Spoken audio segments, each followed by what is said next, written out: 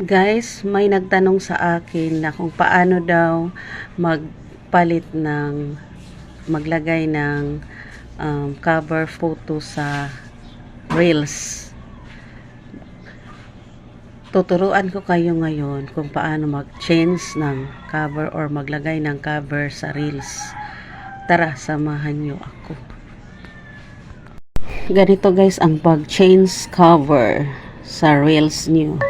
Punta kayo sa Reels nyo. Punta kayo sa Reels. Tapos, punta kayo sa video. Dito na, mamimili na kayo dito sa Reels nyo.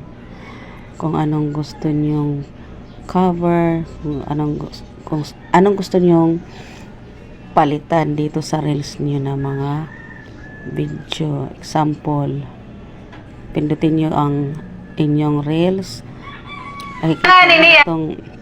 Nakikita niyo itong dot, pindutin nyo. Tapos itong pero nariya kasi nga budo. Nariya.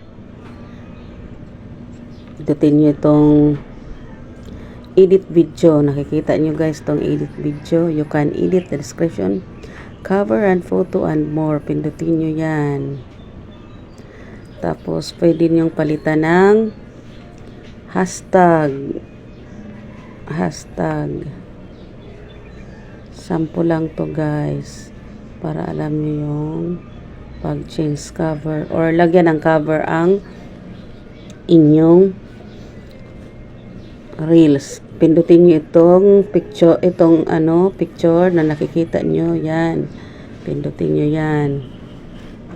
Tapos wait nyo na mag-appear yung mga picture dito sa baba. Tapos mamimili na kayo dyan. Pipindot kayo dyan. Yan, mamimili kayo kung ano. Yan. Yan, mamimili kayo ganyan. Yan.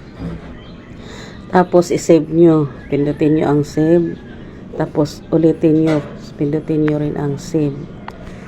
Niyan, pero nariya kasi nga budo. Guys, ganyan lang kadali guys ang gumawa ng cover photo sa Reels nyo. Thank you for watching. Follow for more.